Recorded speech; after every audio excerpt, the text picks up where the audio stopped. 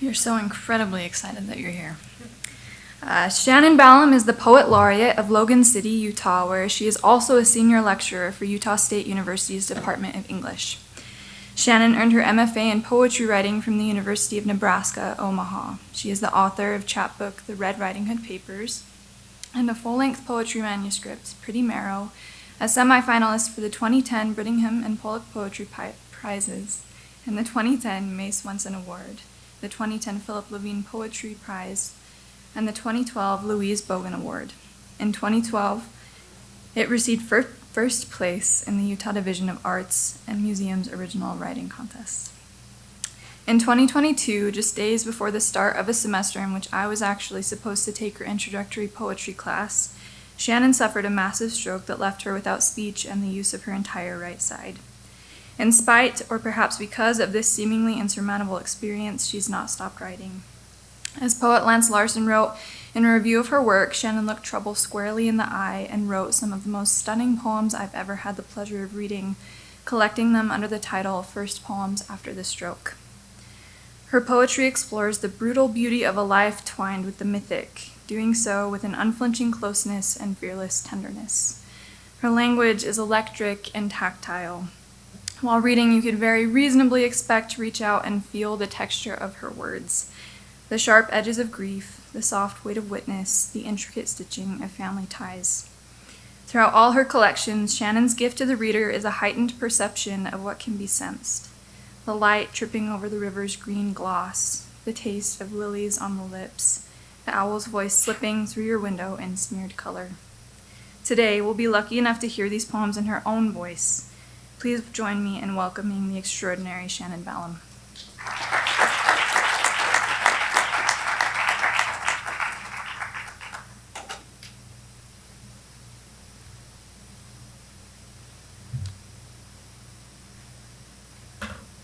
Well, thank you, Paige, for that beautiful introduction. I didn't realize that you were going to take my introduction to poetry class this semester. I had a stroke. Thank you for inviting me, Joey, to read today on this beautiful campus. Today I'm going to read a few poems from my book, Inside the Animal, the collected Red Riding Hood poems. And then I will read 2 poems from my book, Pretty Marrow, which Paige talked about as being award-winning. And finally, I'm going to read several poems from my latest collection, First Poems After the Stroke, and offer some commentary to fill in the story of my stroke. And then I'm going to read some new poems that will appear in the collection I'm currently working on, which is called The Stroke. I have written a book about all the characters in the Red Riding Hood fairy tale. I wanted to give the characters voices and depth, and I didn't want the characters in the story to hold a typical role. For instance, we see the wolf as a predator and the grandmother as a victim, and I wanted to change that. I wanted to give the wolf tenderness and the grandmother power. Here is a poem that demonstrates how I gave the wolf tenderness, and it's called Wolf Wears Red Riding Hood's Cape, and it was in that package that I sent. Wolf Wears Red Riding Hood's Cape. When the story is silent behind its hard covers, Wolf slips into the cape, becomes a mind of clean wind. His clumsy paws arrange delicate shawls around grandmother's shoulders. Gently he combs her thin hair. A wonderful sadness watches through him when he wanders in fields glistening bluebells, their heads bowed in reverence. He hears their soft prayers. For hours he labors with a paintbrush, watercolors, paints sunsets for grandmother, orange, purple, gold.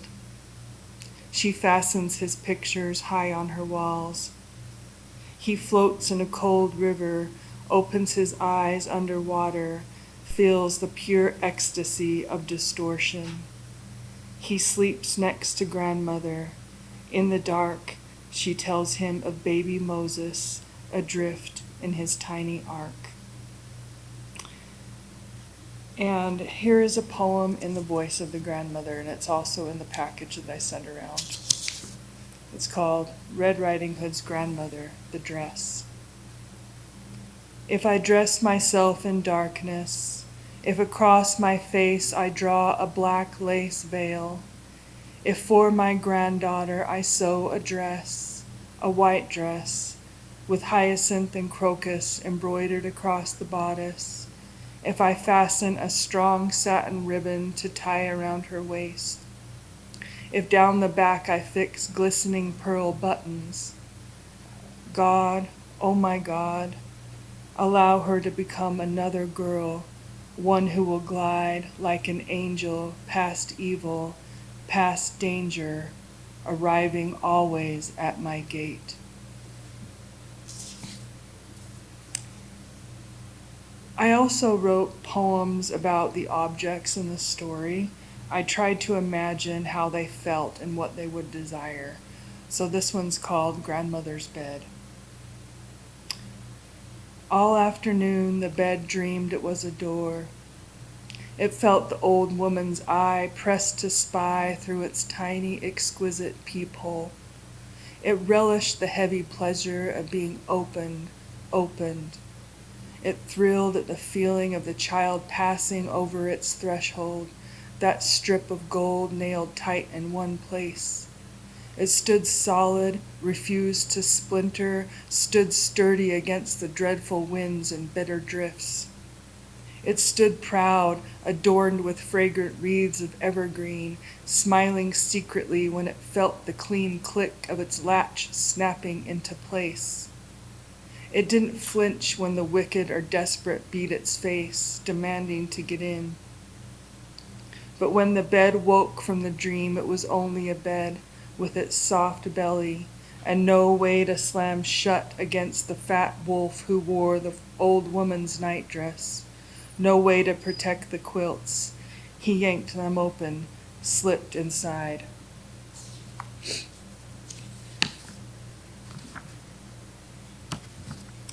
And then this is another poem that appeared in your packet, and it's about how I give the grandmother power. So it's called Grandmother Inside the Wolf. She is all glitter, sinew, his thudding heart her metronome. She whirls weightless, turning and turning in the gauze of beginning. She is a hummingbird inside a glass cage, feathers thrumming pink and green, smearing his insides with the bright sugar of survival until Wolf's mind is a wild white whirring. Dizzy, he sweats and retches. There is no stopping her twirling, thinking, this is love. Oh, there's no turning back the ecstatic clock.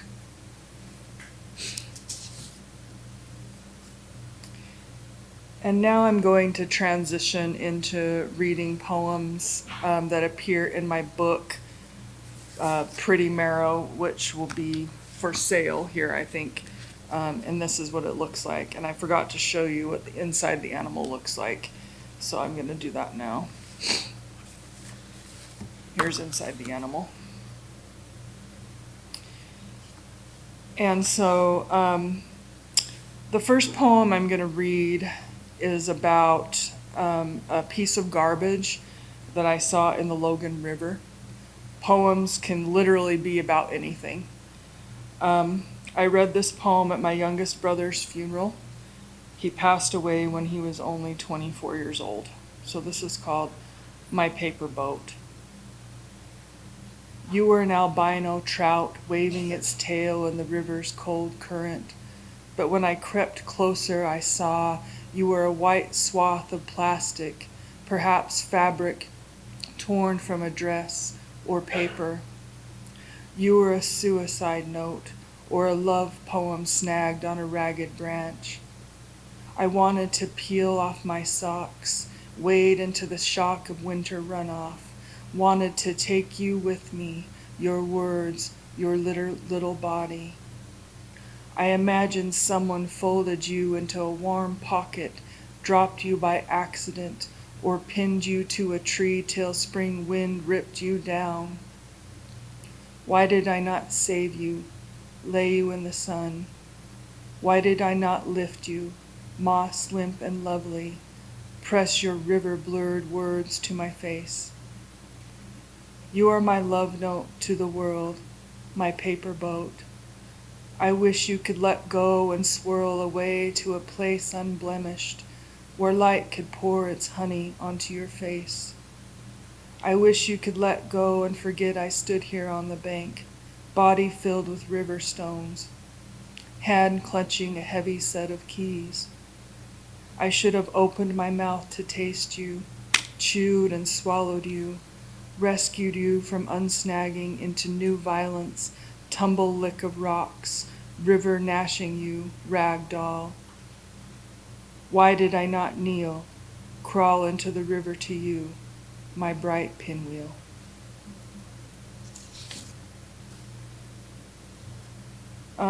Pretty Marrow is, among other things, an exploration of my parents' alcoholism and how that shaped my life. And so this is a poem about my mother in the hospital, and it's called Love Song for My Sisters. In a dim hospital office, a painting of an open-armed Christ looms on the wall.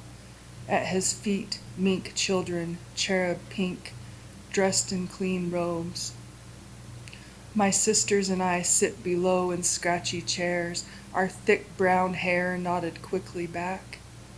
Are you triplets? A woman in the gift shop asked before. Grief has made us so much alike, made us so much more. Then the small nurse with shining eyes says, your mother may be at the end of her life. And my sisters bend.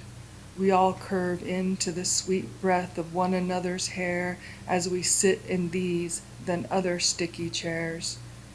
Outside, fresh, sharp iris lean together in clumps of lovely green.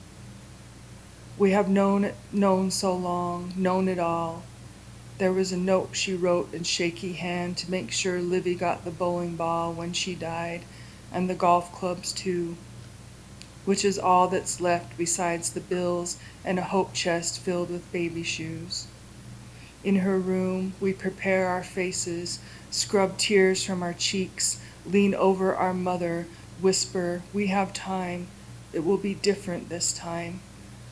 Then you sing, sisters, your soft songs, while I wet her mouth with a pink swab that I hold in my fingers like a wand.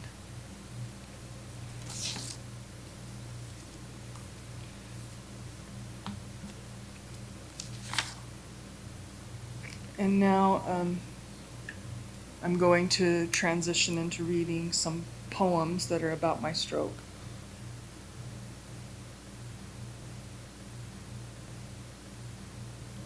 I wouldn't be here today without the courage of my husband Brock. He has been my steadfast companion and a patient and loving man, and I wanted to thank him in front of all of you. He literally saved my life. My book, First Poems After the Stroke, is dedicated to him. This poem doesn't appear in my book, but I wrote it in the early stages of my recovery, and it's called If Love Exists, for Brock. If love exists, it exists in thickets of grass, in the way you touch my hand, in the way the stream ripples over smooth stones. It exists in the crowns of poplar and ash. Love exists in snakes sliding through silky grasses. It exists in my brother's ashes. With your kiss, I vanish. We are the pitcher that pours the sweet water. We are the water.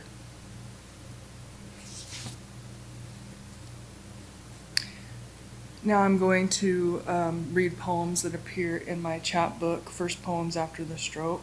I'm going to read one short poem first and then discuss it further. This poem's called Nobody. Nobody understands what it is like to have a stroke. Knees buckling and the crash to the bathroom floor. I called out to my husband for help. That was the last thing I said for 3 days. On January 9th, 2022, my life changed.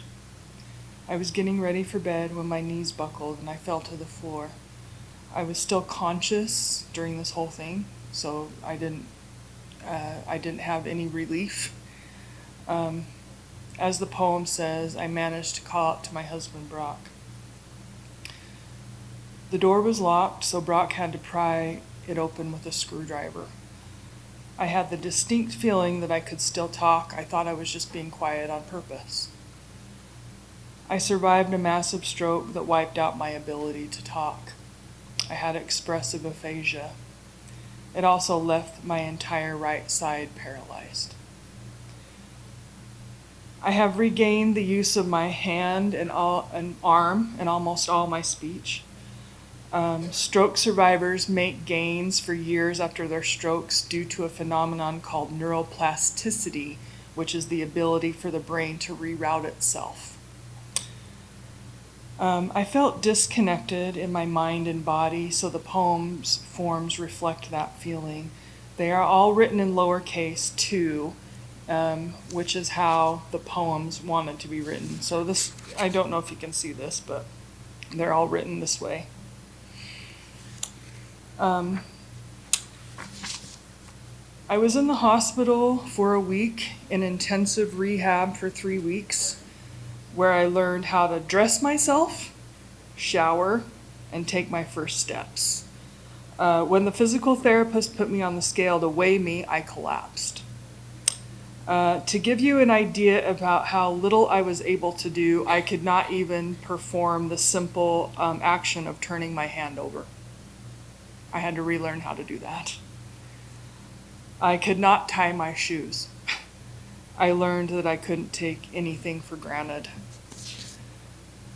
In the hospital, I experienced brain fog, which is common for stroke survivors. I was confused and had the distinct feeling that I was in a different room every day, but I wasn't. And here's a poem about how that felt. It's called Kaleidoscope. In the hospital, I lived inside, shadows and light ever shifting, nurses dressed in blue, sifting in and out of my room like sand. I woke in a different room every day. Furniture was moved or missing.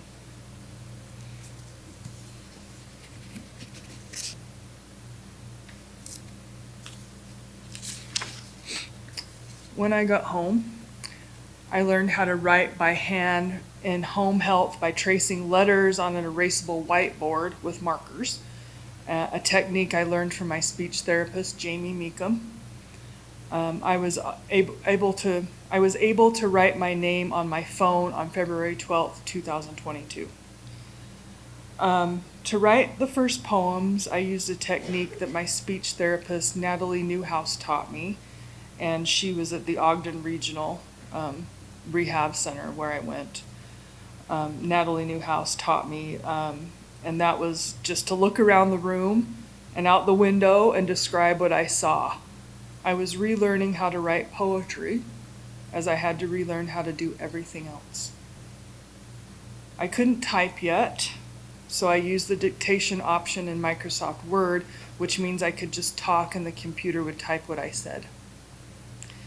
This is the poem. It's called First Poem After the Stroke. First poem after the stroke.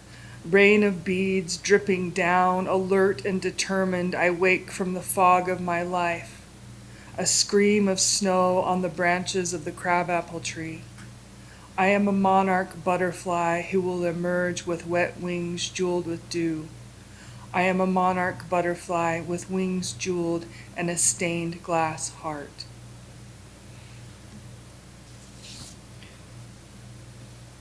Brock was bringing me flowers from the store, and here is a poem about that. Snapdragons for Brock. You bought me snapdragons from the grocery store. The blossoms are rust orange, but they are emerging blush pink and pale yellow near the top of the stalk. I pinch one to see inside its mouth. There, 3 sprigs dusted with gold pollen, and the soft, toothy trap designed to rub pollen off bumblebees' legs and feet. Today is the last Sunday in February. I had a massive stroke on the 9th of January. Today I moved my big toe. You bought me snapdragons.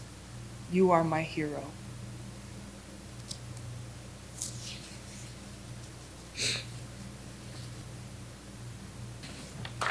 There was a great horned owl roosting in our willow tree, and I heard it call when I was trying to sleep. And it roosted there for about 6 weeks, which is why an image appears on the cover of my book. So here's the poem about that.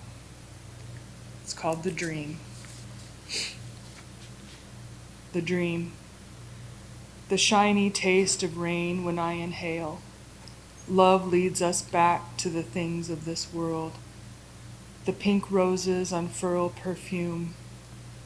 The moon is a white lily about to bloom. Having a stroke erases half the world, half your working body and your voice. The owl in the willow is a ghost. It calls to me through the open night window, calls to me in my dreams in smeared colors. It sounds like wind chimes. My lips taste like lilies, the cold scent of rain on stones, a dark curtain embroidered with light. The owl is a prophetess singing to me in my sleep. The owl is a part of the willow tree, is a part of my heart, whispering, you will recover. Fragrance of lilies in a glass vase. The crabapple tree is dotted with pearls of rain. My lips taste like water, that is, they have no taste. The rain has turned to snow. It floats down in swirling spirals like falling into a dream. The wind chime speaks in the voice of God like a waterfall fluid, like the song of a canyon wren tumbling down the canyon. Last night I dreamed I could walk again.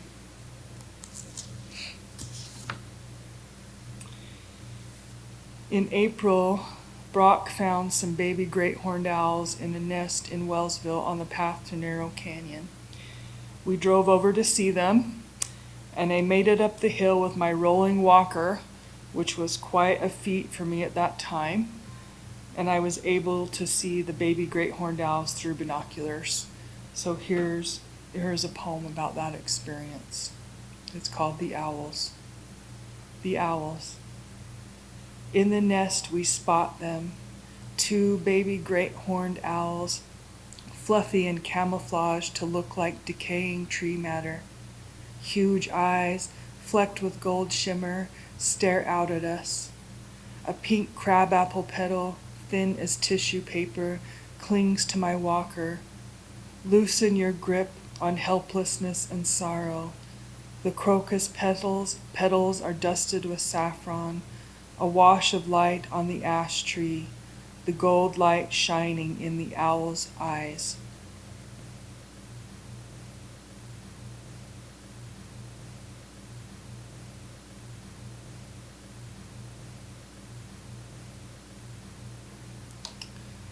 And here are 3 poems that were published in Sugar House Review, and then they also appear in my book. And this first one is called Damage. Damage. The oxygen deprivation blossomed in the brain. It was almost beautiful if it hadn't been my brain.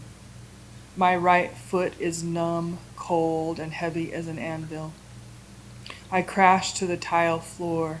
The blue and black bruise throbbed on my thigh. This is my life. Trial. I claw my way through the cobwebs of aphasia, dull and empty my brain. Snow on the crabapple branches again. I'm radiant with patience. I will not break.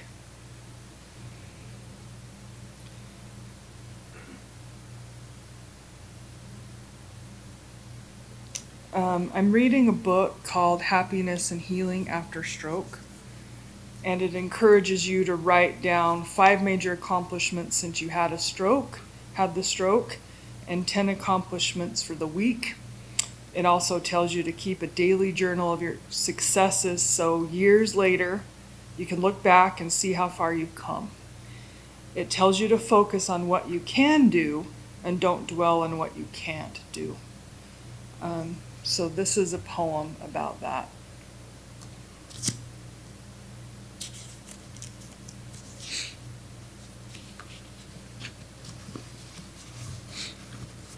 It's called Facing It. Facing it. I've lost the ability to walk. I can't do stairs or go uphill or downhill. I've lost my beautiful penmanship. But I can let go of things with my right hand I used to grip so hard the handrail in rehab. I've relearned how to use chopsticks. I can open pill bottles and LaCroix cans. I haven't lost the ability to write poetry. I made it up and down Little Mountain, cascades of birdsong and then silence, graceful arcs, silver spray of sprinklers in the far field. 3 sandhill cranes flying in unison. 3 sandhill cranes dissolved into the mountain. A skunk plumes its luxurious black and white tail. A deer bounding.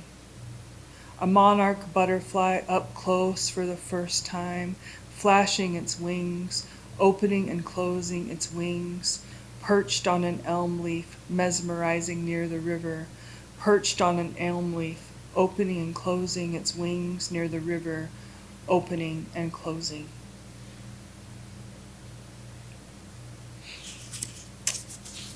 And here is the last poem that appeared in Sugar House Review, and it also appears in my book. It's called April. April. The willow tree is tangled with sunlight. Peace comes dropping slow. A waterfall of pink blossoms outside the window. The lily of the valley glow like pearls. I wore a spray in my hair on my wedding day, fragrant like a rainbow, trembling. 4.5 months since I had the stroke. To know darkness, you must travel through darkness, its dense forests of pain. The light is tangled in my hair, on my eyelashes, bright as feathers. A single sandhill crane standing in dry lake like a prophet. I am no stranger to pain. I am afraid to feel. This suffering is smothering me like a rag stuffed in my mouth. Toss my losses into the river's green gloss. I see a horse, a chestnut horse, munching meadow grass. It approaches me, comes closer, and my grief dissolves. A single red leaf dotted with dew turns on still water.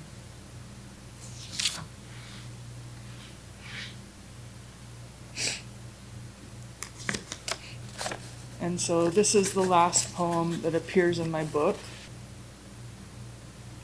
and it's called Beauty. Beauty. A slate blue dipper in the Logan River, dipping on thin legs. In the wetlands, silver strands of spider silk draped across the road, all at once and spontaneously spinning out silk, floating endlessly. 2 colts, one all black, a white star on its forehead, one chestnut brown with all white feet, followed me along the fence, nudging its velvet nose. 3 sandhill cranes sailing across a dusk blue sky. A monarch butterfly on the path, motionless, dark orange, black outlines that looked like they were drawn by a felt-tip pen, ink bleeding, delicate antenna, legs, white spots on the body and wings. We thought it was dead. but in the car it started to move, unfolding its wings. When we got home, I laid it in the milkweed, breathing.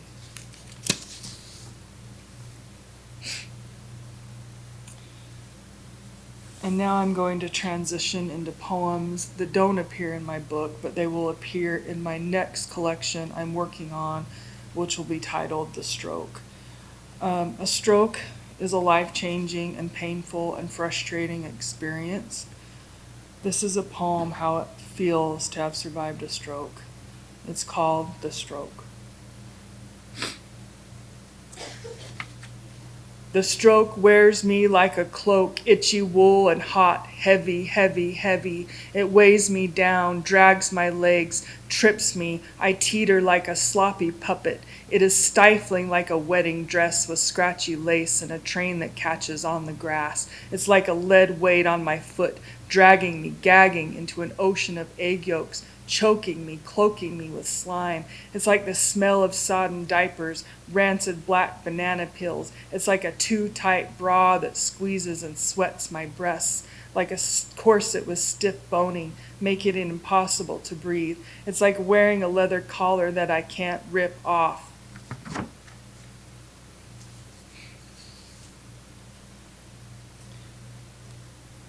Another part of stroke is you must give up your old identity, which is incredibly painful, to realize that you will never be the same. And here is a poem about how it feels. It's called Digging. Digging. I kneel on the hard ground in the drizzle. Clouds hang like gray scarves on the mountains, and I frantically claw dirt away.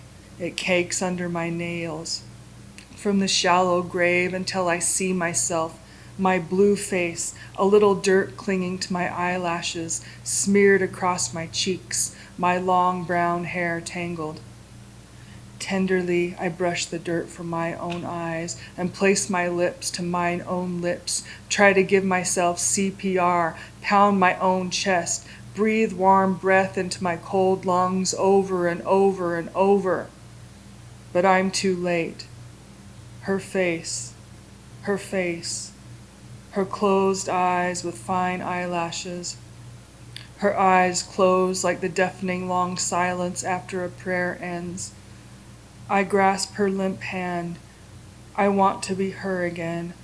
I want to be whole again, but I can't go back. She has been dead for almost 3 years. I kiss her goodbye. I wake again to my own life, everything shimmering with tears.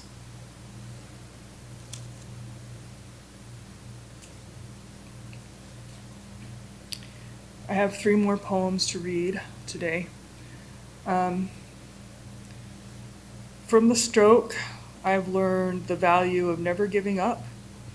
It seemed impossible to climb to the 2nd floor of my house to take a shower, and it took me several months, but I was finally able to climb the stairs to take a shower in August of 2022. It seemed impossible to do a hamstring curl, and it took me about 16 months to do one, but I was finally able to do it in April 2023, but it's still a challenge for me. It's still hard. Today I am relearning how to write cursive because it's important to me. I literally wrote this poem in cursive and then transcribed it exactly how I wrote it. It's called Relearning Cursive After the Stroke. Relearning cursive after the stroke. It is very difficult getting my brain to send the right signals to my hand to make the correct motions. It is painful to write in cursive and painfully slow. I keep needing to rest because I really am learning how to write in cursive again, and it takes a lot of energy. I know it takes tough work and hours and hours and hours of practice to relearn a skill. So I am practicing. I will practice for hours and years. My handwriting will be different, but that's okay. It may even be better than before because I know how much work it takes. This time around, I will relish writing every letter, every word.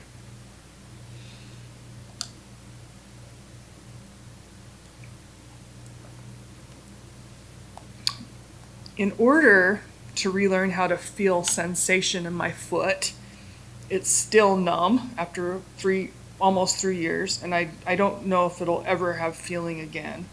But my physical therapist told me to walk with bare feet whenever I can. So this poem is about that. It's called Walking Barefoot. Walking barefoot.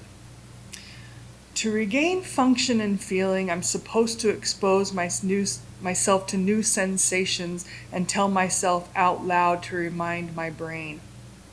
So I walk barefoot in the grass and say, cool grass, soft grass, prickly grass, as I concentrate on not catching my toe. I'm slow now, so slow. I notice a tiny white moth dabbing the lawn, then dissolving. Black medic dots the grass with little yellow flowers. I crush a mint leaf between my fingers, inhale and say, pungent. I break off a few sharp spruce needles, rub them, smell, and say, spicy. Pale yellow willow leaves litter the lawn as I stand in the center beneath the poplar that towers over me, both of us washed in rose gold light. I want to thank you all for being a part of my stroke journey and listening to me today. I want to thank especially my husband Brock for all he has done for me and continues to do. He is the best support person I could have ever asked for. He does everything for me. So I want to finish with a poem I wrote for him, and it's called Powder River. Powder River for Brock. On our way back from Sumter, we stopped to walk along Powder River. An obsidian dipper bobs on boulders in the navy glisten. A noiseless crested kingfisher cruises low over the rippling. I crunch consciously through snow, aware of every step. We wind our way through ponderosa pines. I stop to smell one because they are fragrant vanilla in the sun, but this one stands in shadows. The skeletons of last year's pine drops, little black balls on long, tall stems. My grief is a lump in my throat, slick and clear, like ice, it chokes me. My grief is a cold black river rippling through me with brittle icy edges. I feel it moving. And then I see you ahead walking in the puffy pumpkin coat, and my grief begins to melt. You wear mismatched black gloves and a red hat with ear flaps. You test the ground to make sure it is safe for me to walk by running your boots over the uneven ice. You turn and smile at me. I creep unsteadily along.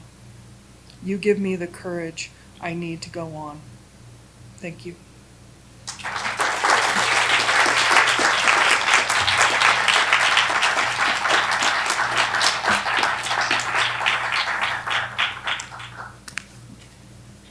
And now, yeah. We should have questions. Yeah, questions. Do you have a question? Yeah. Yes, I do. I was wondering, you had said that you wanted the wolf to feel the opposite sensation, or give off that the opposite sensation that it did in the story. So you had it live the life of the little girl. I was wondering whether you approach all of your poems with wanting to give the reader a specific emotion, or if you just right now feel. It depends on what I'm trying to accomplish. So with my later poems, I just wrote down what I saw just in general, and then just pieced the poems out of that.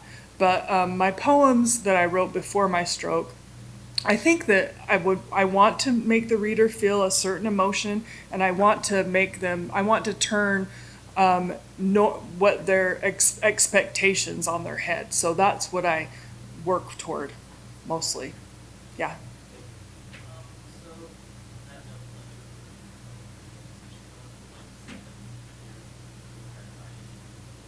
what about that specific story attracted you to use that as a way to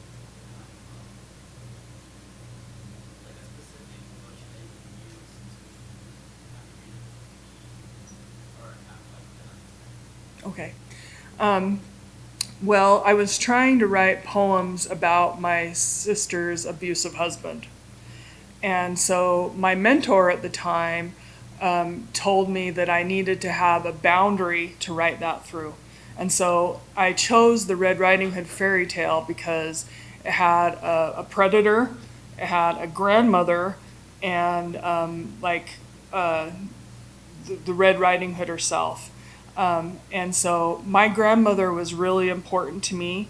And so I chose that fairy tale specifically for that reason, to give me room to write about the trauma without directly writing about it. Tell all truth, but tell it slant. And that's the way I wrote this. I wrote it. Anybody else have questions? Yeah.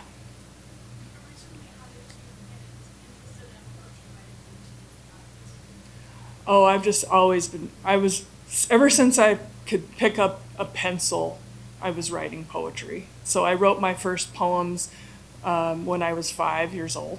They rhymed.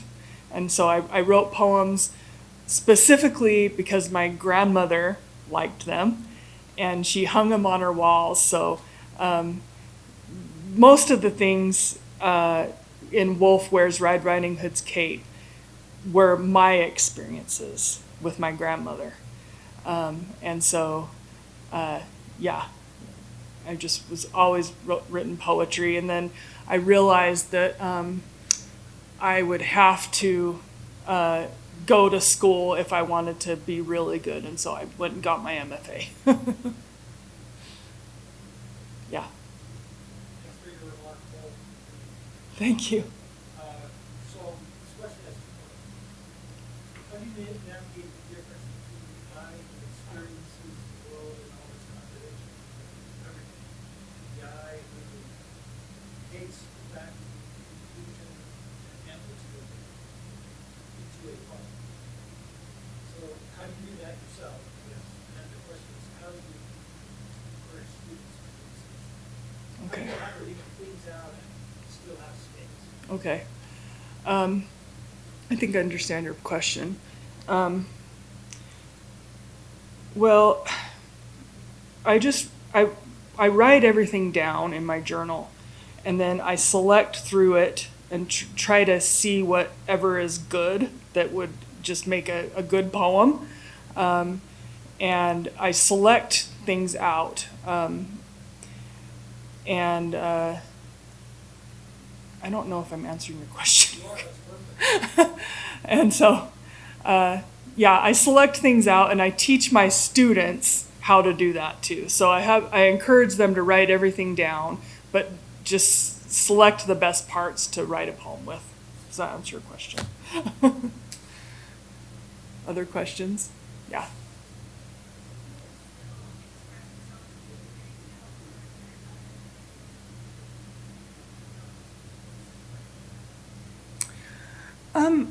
I feel like I've gotten away from that. Well, I have written a poem in the voice of the Minotaur, and he's a a mythological character, and he was trapped in a labyrinth he was trapped in a labyrinth, and the story is children were sacrificed to him, and I wanted to turn that around. So I had him just take care of the children in the labyrinth. So again, I just want to subvert readers' expectations, which I teach my students how to do. Subvert expectations. Other questions? Yeah.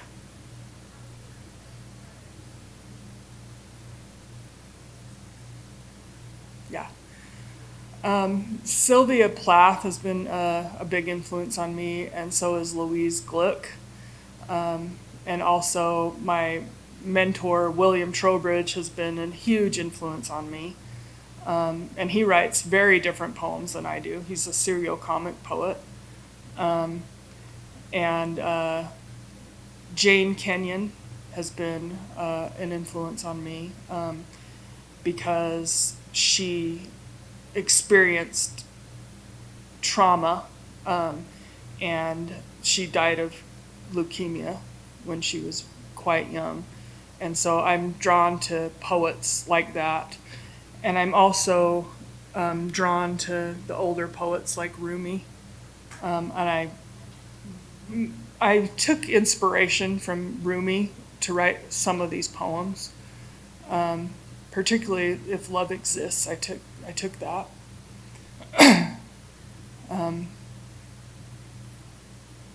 Yeah. Other questions? Yeah.